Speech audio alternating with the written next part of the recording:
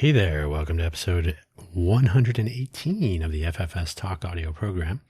I am your host, Dan Hugo. We are recording this at 9:11 p.m. Pacific Standard Time here in Greater Vegas on Wednesday night, February 25th, 2026. We normally publish on Thursdays episodes of the FFS Talk audio program, so we are definitely gonna make it for once. We're recording the night before. Hey, why not? Got the show written and ready. So let's go. The title and topic of today: revisiting feeds in the internet sense. We all know what feeds are at this point, which is kind of weird. I sometimes think they are. Well, that's what we're going to talk about today. So I'll leave that for a moment. If you're not familiar with the FFS Talk audio program, well, let me tell you, you're here early, so we might as well let you in on it.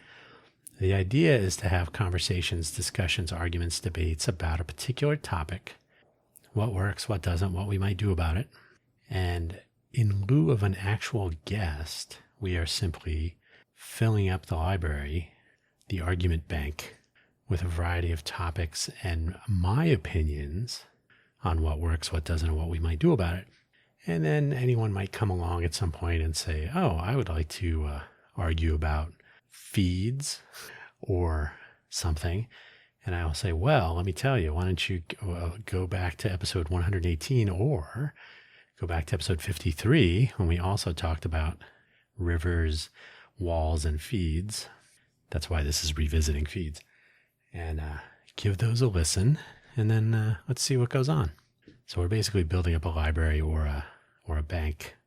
We're banking some episodes of topics to ponder. And so these are kind of like examples or starting points. Anyone at any time could flip through a couple of these and determine, if I'm going to argue with Dan Hugo, what does he think about these things? And then you can listen to them. So eventually we'll have guests. I enjoy talking to myself. And if you enjoy listening, we don't need a third. No, we will at some point. The weather in Vegas is weird, but it's also, I think it's a little bit easier for me to make use of my voice in this weird weather. In the evening, my air conditioner came on earlier this evening. I think I have it set to 79, so it must be winter. Yipes. Air conditioning in February. Great. Hopefully wherever you found this audio program. Oh, by the way, FFS, if you don't know what that means, go hang out with some Irish people. Go to a pub. You don't even need to order anything. They'll tell you. In fact, if you don't order anything, you might hear it sooner. Hopefully wherever you found this audio program, you were able to locate the episode description, which contains the show notes, including a summary, which is actually slightly longer than normal, but it's still one long sentence and one short sentence. I make fun of the modern way of saying some words. Sorry. I will read the summary to you. The links are the usual two for the program. I will say, I noticed with Quaggling Sand when I was recording it earlier today, the website, even though it's still ugly, I needed to renew the SSL certificate. So you'll see a warning. What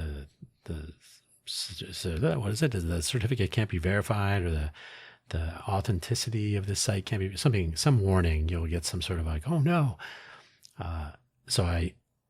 That occurred with a total of 5 of my websites because I absolutely must forget to update the cert because they expire every 90 days.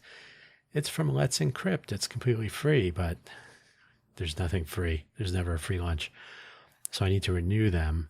And because I did not renew them on February 22nd, I believe it was, they expired. So add insult to injury, if you will. Ooh. Production by street. You're going to hear some street noises sometimes. I transferred FFS Talk and Quaggling Sand from GoDaddy to Pork Bun, my new favorite registrar. And the transfer is still in progress. I initiated it on the 20th because I would have had to pay the GoDaddy rates, which are much higher than Pork Bun, on the 21st. So it was the day before. So today's the 25th. The transfer is still in progress. That's 5 to 6 days is not unusual. 5 to 7 is the spec. I've seen it transfer in 3. I've transferred a bunch of domains. As they expire, I'm transferring. Pretty good savings, so why not? GoDaddy is not that great, and they definitely have horrible support. Anyway, I don't mean to do the opposite of plugging GoDaddy. I'm simply saying that once the transfer is complete, I can update the certificates which require DNS verification. Okay, you didn't need to know all that stuff, but, full transparency. So ffstalk.com is the homepage, the actual authoritative homepage for the FFS Talk audio program and whatever else comes along. So FFSTALK, it looks like FF Stalk because that is what it is if you choose to pronounce it that way. ffstalk.com. So it's still there, but you'll get this warning and all that stuff. My bad, my awfulness, but also I don't really get a ton of web traffic, so you probably don't even know what I'm talking about. Profile page linking everything as usual, the buymeacoffee.com/DanHugo profile. It's a free-form link tree of sorts. I registered for it in March of 2021, so it's coming up on 5 years old. And that's about it. There are affiliate links on there. There are links to all of my program websites and links and places to find them and so on. Projects, there's a little bit of biographical information. The Buy Me an Update audio program is published at buymeacoffee.com/danhugo/posts first before it gets published through Spotify for creators to the usual Apple, Spotify, Amazon, YouTube, and then there's an RSS feed as well. And I cannot remember if it's on iHeartRadio. I should try to see if I can cast a wider net. I'll put that on my to-do list right under make websites look nicer. Don't forget the Coffee Solo program as well. These are all linked from the buymeacoffee.com/DanHugo profile page. You don't need to spend any money. So you need not buy me a coffee. You need not click on any of the affiliate links that are located towards the bottom of the profile. These are all things I actually use. But if you do any of these things, if you choose to buy me a coffee, you will literally be buying me a coffee. All proceeds that come in through the Buy Me a Coffee or even Ko-fi.com, the Coffee Solo audio program originates there and then is also published in the usual places. Any proceeds through those will always go towards actual coffee or coffee accessories because that's what makes all this stuff go. A little bit of caffeine now and then. So buymeacoffee.com/DanHugo. There you go. Feeds, if we may now begin. So nowadays we all consume content at least one common way, at least one, and we all do it. We all know what it is. The feed, and it's called different things. So I don't know if some people still call it their wall, the news feed, the feed, and then the river of news was a very old school term from Dave Weiner, one of the people involved with the development of RSS and especially RSS for podcasts. I met Dave's brother one time. They looked very similar. But his brother, and I don't remember his name, but I remember saying, oh, like some recognition. He goes, yeah, Dave's my brother. So he seemed to be a little bit more chill than Dave Weiner, who, anyway, so maybe it's your For You page if you're a TikToker. Maybe it's on Facebook or Twitter or Blue Sky or even YouTube on a mobile device. These are, the video stuff on mobile devices appears like a feed. If you're viewing TikTok or YouTube on a computer or a wider screen, you'll probably get like a sort of like almost like a card interface. But even Instagram is a single column, so that the feed style. Facebook's main page content is basically a wide feed. Twitter, Blue Sky, feeds. Some other similar platforms that allow you, in fact, encourage you to scroll from one thing to the next, and so on, according to some dopamine elevating algorithm designed to keep you engaged and generating revenue for the platform. May you never leave.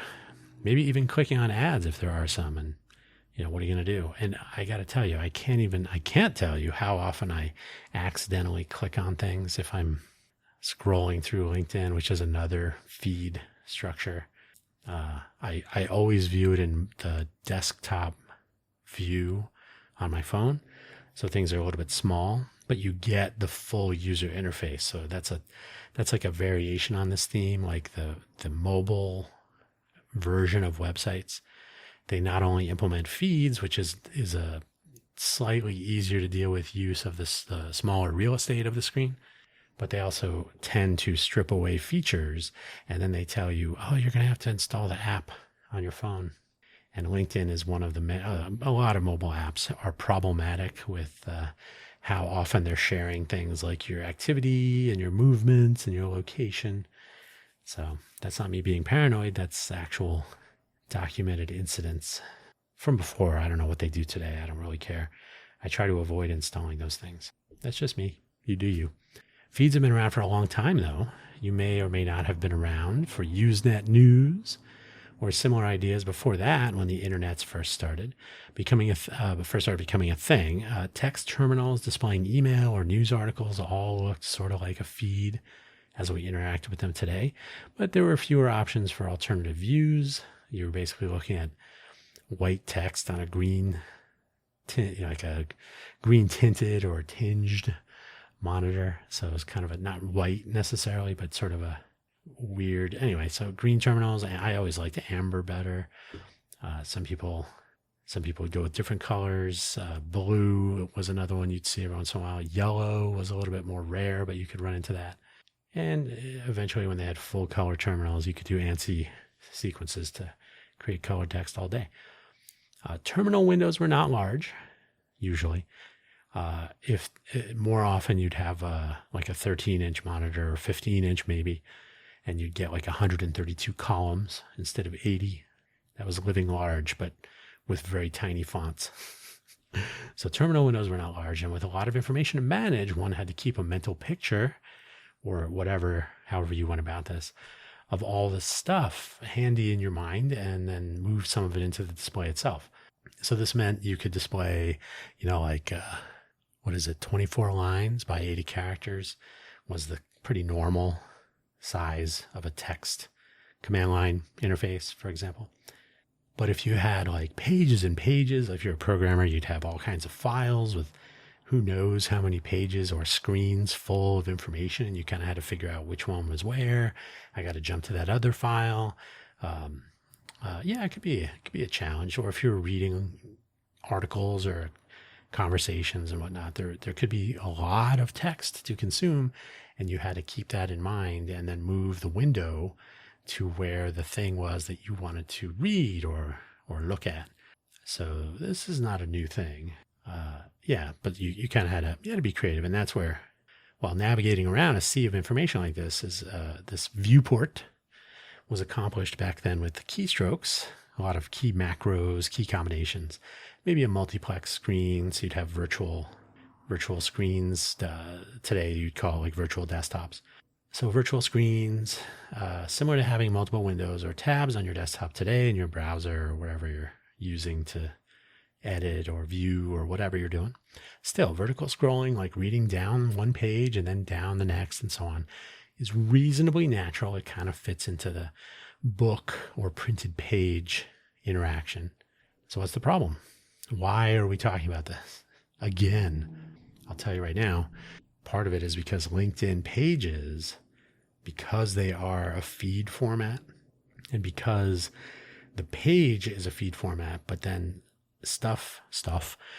items that are published on the page are inserted into the feed of other people as they view their LinkedIn, whatever. I hate LinkedIn, by the way.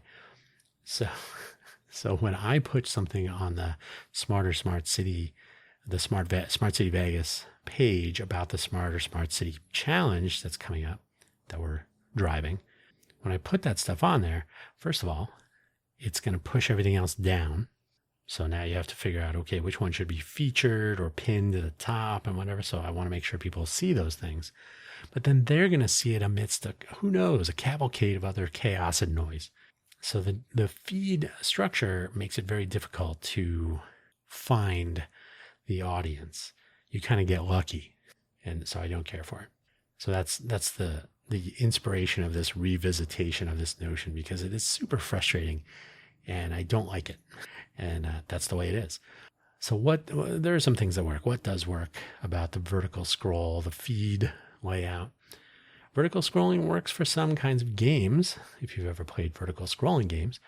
And for reading, and if you happen to be watching portrait orientation video, so like TikTok and Reels and YouTube Shorts and others, for scrolling through those, also it's fine, right?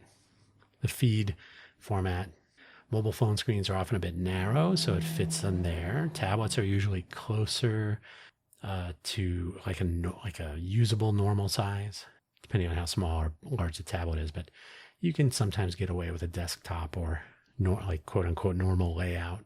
And windows that can be resized on laptops and desktop computers enable adjustable convenience. That's the beauty of the GUI, the graphical user interface, the windowed interface. It allows that flexibility. So you could make a window on your desktop computer that's the same width as your phone. In fact, you should do that if you're designing mobile layouts and you want to make sure they adjust their layout accordingly. With windowing display systems, mouses, and eventually the internets reaching us via the World Wide Web and browser interfaces, we now had a broad set of experiments to try out on the publisher side and on the reader side. Blogger.com, if you remember that one, and then Blogspot soon after, probably played an important role here. The general river of news concept espoused by Dave Weiner was another influence. A little bit more generalized, but he was also heavily into blogging, but he wrote his own thing. I think it's still scripting.org or scripting.com or something. And proximity in time to those Usenet news feeds, email, and table layouts on web pages. So all these things were, Usenet was launched in 1983, I think it was. Email was before that. But you were always looking at your inbox, especially on the one screen, on the text screen, the terminal window. The terminal screen, I should say. So there wasn't Windows. So you're basically viewing email. Oh, let me read that email. So then you'd be viewing an email that might take up the entire screen. Then you have to go back to your mailbox and see what other emails you received and so on. So the river format where you have a stack, most recent first usually, and then you could dive into each one and this is not new. The table layouts on web pages, before CSS was as much a nightmare of flexibility as it is today, you'd lay out websites to get columns and other features. You would use tables. So tables would be tricky with different screen sizes. They would be probably a little bit on the ugly side on a mobile device as far as text resizing and so on. But in general, if you're using tables, you might have sidebars and whatnot, but you were still basically building that center vertically oriented layout so that people could scroll top to bottom, most recent first. That's essentially the default at this point. Bringing in those smaller mobile displays and things still sort of work. So as mobile layout has become more of now it's mobile first. So as those have made basically the top of the list of things you got to support. There used to be like, 90% of people are using a computer that's 1024 by 768 XGA. So you'd have to, you got to support that one. And then everything else is like, it's nice. But, the vast majority of people are, now they're using 1152. Oops, now they're using 1600. Now they're using mobile phones. So you're back to, what was it, like 480 or something in a portrait mode. And now they're huge. So they're like super high resolution, but still in a narrow. Anyway, so you got to deal with all this stuff, and that's the way it is. Things have continued to track that though. So they're still useful. People make heavy use of mobile devices now, and the layout tools and making it look reasonable and readable. Accessibility technologies are what they are. So these things work. Vertical scrolls are easy for consuming contents in an ordered way. So as I said, the most familiar order is probably most recent first, so that the new stuff is at the top of the vertical content stack. Most recent email, most recent photo or video post, most recent news item, blog entry, whatever it is. And you can scroll down or back in time as far as you like. as maybe if you have a certain amount of time, you'll make it a certain amount of way back. Like, oh, I went all the way to yesterday. Or maybe scrolling gets you to the next thing that is maybe not as interesting according to your algorithm of choice. You reach a point and you say, okay, that's enough. This is a reasonable way to catch up on what goes on, or doom scroll, or whatever you might be into at that given moment. It's not necessarily the best way, but it works. And I think it's become normal enough so that it's just the assumption. But let me tell you what does not work. This is my opinion, of course, and is definitely biased by the evolution of displays and interfaces since some of those early days before graphical user interfaces, and then the transition to those interfaces is where I came into the tech picture. So I used a terminal, and the green. Like I said, I preferred amber, but green was fine also. But as we started, I remember using. We had my roommate in college had a Mac 2CX, and I was like, ooh! And I had used a Macintosh before, the old Mac, the 128K Mac, and all that. So these were not unknown to me. But I also was making my way around, the normal command line interface and text windows and terminals and so on. So I was fine with both. But as we started moving to more interaction through a windowed graphical user interface, it was easier to decide how I wanted to consume, read, do whatever.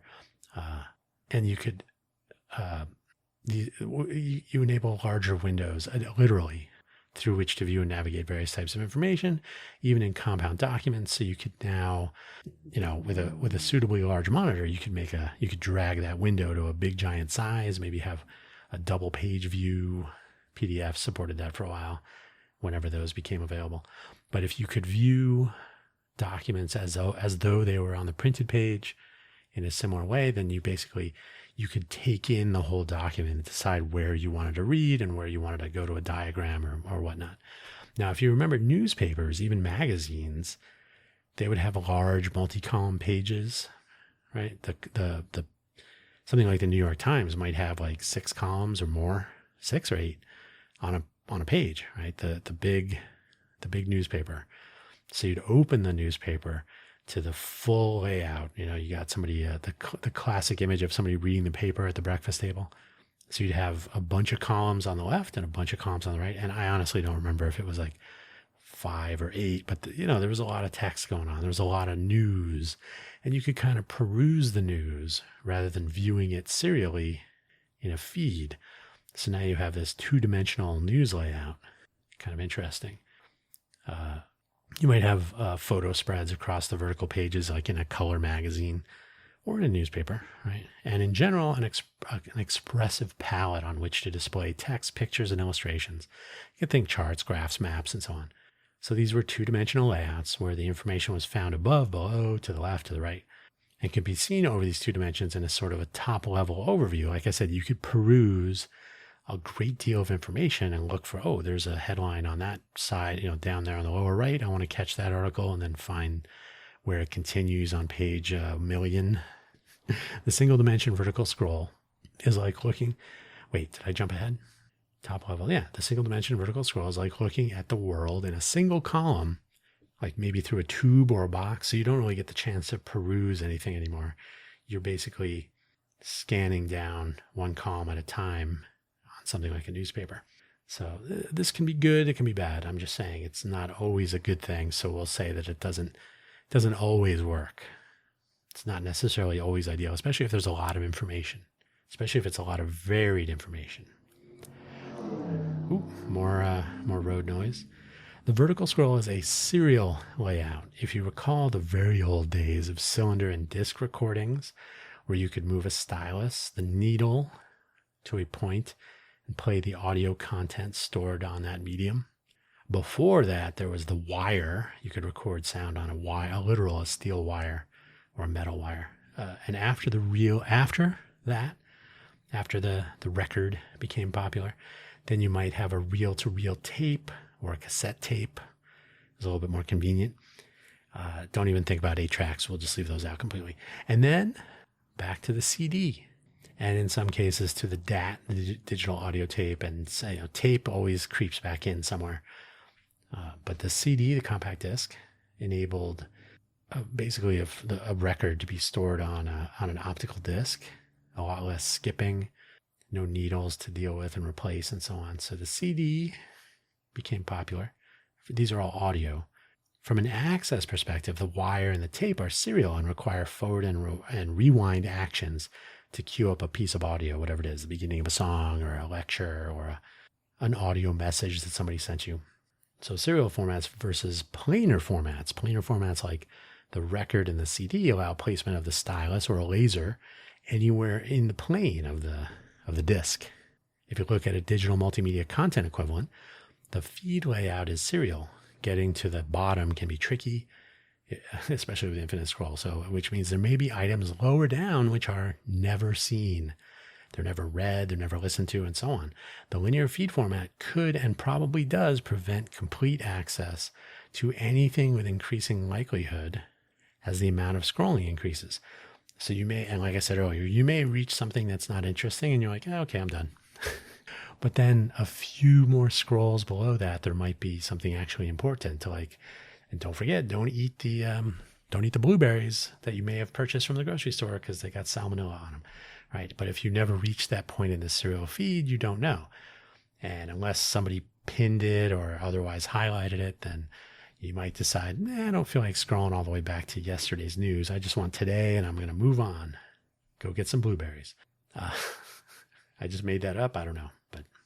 But yeah, I think because you're basically saying, oh, in order to get, it's like having like a really long cassette tape, or remember the old days of VCRs, video cassette recorders, like, oh, we got a 6-hour tape. So rewinding it towards the end, or maybe all the way back to the beginning, that could be a little ordeal, right? And go take a walk around the block. And when you get back, it might be done. So these are time delays of like idle time killers. Like, oh, we got to rewind this whole tape. So you may not, well, you'll probably want to rewind it if you rented it, but I mean, it's something that you basically have to do. But if you are now like, well, I can scroll with my thumb on my phone screen forever, or I can just skip it. Don't care, move on with my day. So I think this is an actual problem, especially because you don't necessarily know what's further down, both in this feed, and you don't know whether it's worthwhile for you to keep scrolling. So you may discover it by accident, or you may, oh, I know there's something down there from 2 days ago. I know I want to get to it, so I gotta scroll. If you go to the Spotify page for this audio program, not this episode, but the entire audio program. If I said, go to Spotify, FFS Talk, scroll all the way back in time to episode 2. The way Spotify works is so ridiculous and painful that I don't even like going back to old episodes. So it's like, this is literally the worst. It is the worst. So I think this is generally a problem if the amount of serial layout scrolling that someone has to do is prohibitive, boring, literally painful, figuratively painful. You may have people giving up. And that's not good. And it could be bad. The prevalence of the feed layout, it means it's everywhere. The single column for smaller displays and one finger scrolling makes for a bad habit, including not reaching older content or perhaps scrolling forever aimlessly. So those are like two ends, but they're both equally problematic, kind of the horseshoe, right? Like, I don't want to scroll all the way down, or I want to scroll forever. I have nothing better to do. So they're both sort of pointless, or they basically don't get you to a useful place. So if you're just doom scrolling, oh yeah, I spent 6 hours doom scrolling on my For You page. Great. These are made worse again with the notion of infinite scrolling, right? So if you can scroll forever, you never reach the bottom of the page. On the one hand, you can kill all that time. On the other hand, it can be daunting because like, I got to find something from 5 days ago. I just got to keep scrolling and scrolling because they don't make it easy to go like to the 5th day. Some people do, some people don't. Some platforms do. But if they really want you to scroll, that may be your mission in life. Or you may just give up and say, I don't really care about those blueberries. I honestly, air conditioner on. Usually I try to turn the air conditioner off, so there might be a little bit of a hum here. Sorry about that. I honestly have no idea if no idea how infinite single column feed formats are accessible for vision impaired persons, but that's for another time. But accessibility is always important if you want to include people in what you're creating or publishing or trying to provide. So generally speaking, this user experience essentially leaves discovery entirely to the platform and its algorithm as far as how easy or difficult they make it for you to find something in this serial linear stream, and whether or not you choose to actually get there, with no sense otherwise on the part of the user, like how close am I to getting to the thing I wanted to read. So I think that's one of my least favorite things, because it tends to drive people away from what you're trying to share with them. All right, I paused there for a moment to turn off my AC, so hopefully any noise will go away. There's just I think there's a little bit of a hum, basically picks up. I don't know if it's a ground loop, but anyway, I turned it off. So we're on the final section. What can we do about this? I do not like feeds, and like I said, I'm encountering this basically all the time, trying to get the word out. Unfortunately, using LinkedIn, and I have found that people people already don't read, they don't consume anything. So we suffer the follow and forget problem with LinkedIn.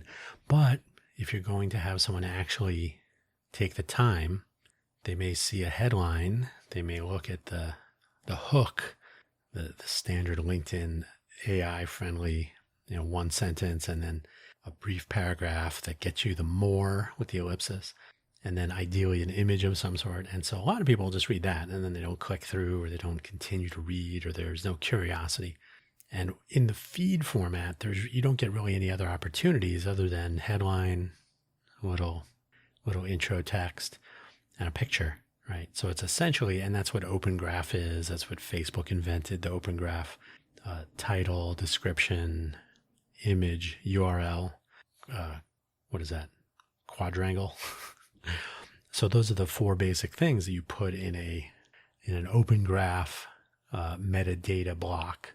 So that if I share a page, your server or maybe your client will go, oh, what is the image and the title and and then it'll put all that, and then it creates a news wall or a news feed post, and that's what you see: a headline, a little bit of descriptive text, a picture, and then the URL to click on to get to the rest of the story, if you're a Paul Harvey fan.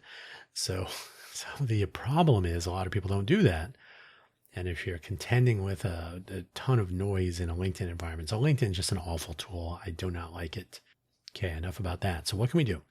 Well, our modern mobile devices that we all have, unfortunately, the narrow screen makes the feed layout, the single column and the one finger scroll, as I mentioned earlier, convenient and legible at the smaller size. So if you do a desktop layout on a mobile device on a small screen, you can't read anything. It's super tiny. Well, you can, but it's super tiny. You got to zoom in and you got to pan around the screen. These are all fine. There's nothing really awful, but it's a thing. It's a choice. And I prefer that path because you get the close to a full desktop experience. LinkedIn is actually notorious for making an awful reduced functionality version that you can view with a mobile web browser. So always enable desktop mode and then zoom in. And not to mention the possibility, possibility, but the mobile devices are possibly ideal. So the possibility of being able to pass the time while commuting, avoiding learning in the classroom, or trying to fall asleep. These are some examples, right? So having a device that fits in your hand, or two, but having a device like this, the feed format is an easy one to scroll through with one finger, and you get the basic idea. And it has made Instagram and YouTube and TikTok and everybody rich and famous. It does not seem likely that the user expectations and habits that have developed with these over time will change, or change much, with the status quo devices and use cases that we all have. But we still have larger tablet displays and regular computers to fall back on. Maybe a few people will still use those, or maybe they still do and they will continue to use those. So I'm not totally optimistic that unless you start carrying around a laptop, the current state of those devices pretty much gets you stuck in the feed layout. Plus, people are just used to it. So this first, what can we do, is essentially nothing. Get used to it if you aren't already, and by now you must be used to it. So that's it. But head-mounted displays are a thing, and they're catching on slowly but surely. They're now augmented reality, so you can look through the lenses. So AR glasses, as opposed to VR, which puts a screen in front of your face, but then makes you look like you're either a robot or you're looking for a Sixer role in Ready Player 2 or something. So head-mounted display is like smart glasses getting more attention lately, opening up substantial possibilities that may provide reminders that the two-dimensional interaction of old is actually useful, possibly better than the linear feed. A large display. So what they basically do with these glasses is they'll project a large screen, like an 80 or 160-inch screen, but it's floating in front of you. Or so whatever the sizes are. It's a large display. It's projected ahead of you through the lenses with hands-free or other gesture-like or maybe even keyboard or game controller interactions, which opens up all sorts of possibilities for a return to the 2D layout, like a big giant newspaper that you've opened up to the full-width multi-page view, as an example. So the 2D and thus real planar information access, you can reach any part of these large real estate layouts without having to scroll and scroll and scroll. You just turn your head, look around. You're literally looking around at it. Imagine, it's not quite this bad, but if you're sitting in the first row of an IMAX theater, to see the left and the right, you have to actually move your head. So you could literally present that much information and not have to scroll around. You just turn your head. And obviously you can make it so you don't have to turn your head quite as much, but there's some real possibilities there. And everything you read now is that people are actually kind of enjoying the 2D augmented display experience. Pardon me. I'm back. So because it doesn't look like you're wearing ski goggles or a big giant device on your head, they just look like Ray-Ban or like thick rim glasses, right? Maybe they'll get to wires eventually, but wire rim. But so right now they're like horn rim, like thick. We'll see. We'll see where the world goes with those. But yeah, the 2D layout, planar. You can, oftentimes people can use their computers with these, so you can actually type on your computer and you see it in front of you. And so nice.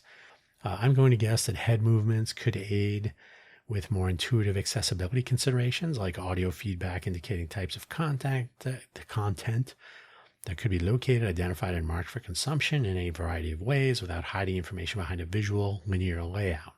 So in other words, if you're vision impaired, you're maybe not looking through the glasses, but you can use, so it's not exactly the same actual interface. But the fact is, you could, if you are designing for a return to the 2D, mobile 2D planar layouts, right? So a lot more real estate. So you can display a lot more information without the presumption of feed scrolling. You can now access any point in this planar information display. If you are vision impaired, you could still be moving your head. So you could do hands-free, right? You could be waiting on a train or walking or something. And you could see, oh, okay, I'm reading the news. I know somewhere up in the upper left here is the weather report. And then I can look down at the lower right, and I know that's going to be so you could actually have zones of some sort, and you could present a lot of information that doesn't require the scrolling interface. There could be some sort of a table of contents that would be oriented towards limited or no vision use of the planar navigation scheme. So I think there's all kinds of possibilities here. It's kind of interesting. If there's a use case where head-mounted display is actually interesting, this might actually be it. Along with use in confined spaces like airplanes and trains, where you can hear stories of people using them to do work instead of trying to open a laptop or something. So if you don't have room for the laptop, or if you're going to use your phone, if you're going to read or watch a movie, you can try to mount your phone on the tray table or whatever. But you can run into problems if you're scrolling with, like you're looking down into your phone because there's not a lot of room. your arm's going to hurt, your shoulder. So head-mounted display has some appeal. Is it going to replace the phone? That's a good question, but it certainly could be an addition. Narrow mobile feed layout may actually fade away over time, though. That would be interesting. It would probably stick around if people keep using phones, but also use head-mounted displays, which is probably likely for the next 10 years or whatever. But who knows? Who knows? If the narrow feed layout does remain a bit longer, I will surmise that some on-device AI tools of some sort, or maybe a cloud-based agent, or whatever is coming along. It might be able to tune a feed layout so that you, the consumer and owner of such agents under your own direction, could have them locating items regardless of server-side algorithms and ordering and placement and all this. So leave it to you to decide how you want to lay it out, or perhaps constructing feeds from multiple sources that you and your agent already know how much of your feed is. Maybe you want to cover everything today, so it doesn't have anything to scroll for more than 2 days, right? I'm still scrolling, trying to get to the bottom. So it could construct a feed that the beginning and the end of it. You know that it's today's news, or you want to read yesterday's, it can do that. But you're not trying to figure out where does today end and yesterday begin, and all that silliness. So the very nature of feeds and the way that we manipulate and navigate them could be, it could happen today. But if you have something that can skim through the content for you and decide for you or with you which things you actually want to get to. Like, I'm thinking about getting blueberries. Hang on. Let me scroll to the thing. See, don't do that. Something silly like that. They could be locating. They could basically be navigating through things for you to make sure you catch the things you're actually interested in. And that's why these technologies should become, if you're going to use them, they should become things that you train. Don't leave the training to cloud or whatever documents they suck in from enterprise users, all that silliness. The future of AI, that's a different thing. Aggregating feeds is already something that can happen. So if you have something that will actually help you construct useful feeds based on things you really want to know or keep track of, and they could be time-aware, location-aware. Oh, you're going to work? Yeah, we need the business feed for stuff that might be relevant when you get to work. Oh, you're heading home? Here's this stuff that you might want to keep track of. So there's all kinds of possibilities of assisting you to make use of the small screen. I think that kind of stuff when you have full user interface and user experience devices, human interface devices, HIDs like mice, keyboards, a nice big display, or maybe you have your head-mounted display and whatever you're doing, I think that's a different thing. But on the go, or vision impaired, accessibility, or audio impaired as well, I think that's where things can actually get interesting. And by the way, if you build things better so that they work better for people who need these things, they might get more interesting for people who just would say, oh, look at that. That's a cool way to navigate. But they don't even know that it's for people who can't see. So that might be kind of cool. So if AI tools could actually help with that, that'd be great. I'm not a huge AI fan. I'm not going to tell you, oh my God, AI is going to take your job, but make your life better. Somehow. Not sure how, but it's going to be the case. I think the news feed, I think, has to go in its present form, leaving you to just scroll through everything. Doom scrolling, problem. And the For You page, and they're like, oh yeah, you can just scroll through videos forever. That can be problematic. I'm not trying to be judgmental, but come on, let's put our time and brain cells to better use. The feed also, like I said, for LinkedIn especially, it hides information. It doesn't encourage people to go through and find out, I wonder what the second post is below this first one. I will never know because I'm already on to the next thing and I don't care to click on anything or interact with anything. That's LinkedIn. So yeah, did I tell you already? I don't care for LinkedIn. But that's it. That's the deal on the feed. My revisitation of the feed. I've become even less enamored with it. There's a time and a place. Even Twitter or Blue Sky, but I use Mastodon. But that idea of the microblog with the feed, there are some people, I follow some people. I don't really use these too much anymore. I have a Blue Sky account, and I have a Twitter account from Geez, I don't even know when my first tweet was. It was a long time ago. It's got to be almost 20 years. Let me think. Yeah, I was using Twitter. Oh, maybe it is 20 years. Wow. I was using Twitter almost like soon after it started, after it launched. So I don't remember if it was like a year after, but it wasn't 10 years after. Right? So, and I use Mastodon, but I don't really use them much. And I'll tell you exactly why. There's a lot of interesting, cool stuff because I'm following just a few interesting people or things, companies, whatever. And they post interesting stuff. But I just don't want to sit there and scroll through. I wouldn't follow like 1 million people or 1,000 people even. I think I'm following like 50 or 100 and they post infrequently. So I can get through like, oh, let me see what's going on. Okay. Yep. Those are all the things from today and yesterday because I didn't check. Okay. Yep. I've seen those before. Okay. We're good. That's enough. But if I was going to say, I gotta spend an hour on Twitter to get through to the stuff that I haven't seen, that's too much. So that linear scrolling model, I think, is becoming too time consuming, too distracting, and there's too much of a chance. It seems extremely likely that you're going to miss something. It's kind of almost like a priority inversion problem. Like the thing I really need to read is hiding behind 2 days worth of stuff that I really don't want to read, but I got to get to the thing that I need to read. But I got to spend that time. So I just think the feed method of interacting with information is because it's got to be deprecated. Perhaps it's got to be an option, but there should be other options. How about that? So it should be easier or better. There should be a way for me to find the things I actually want or need to locate before I have to go swimming through a sea of bleh. But that's it. That's all I got to say. That's all I have to say about that. It's 10:04 p.m. now. I got 50 minutes on the clock, 50. So I will predict it will be closer to 45 minutes, probably 47 when I truncate silence. So we'll find out. Anyway, thanks for listening as always. And hopefully this was interesting. You probably have opinions. So if you do feel the need to participate in some sort of a debate or argument, you know where to find me. Actually, if you could email media@ffstalk.com. That's where you could find me. That's it. That's all I got. It's 51 minutes. So we'll say it's 47 after truncate silence. Thanks for listening as always. Take care. Have a good weekend whenever you're listening to this. Bye-bye.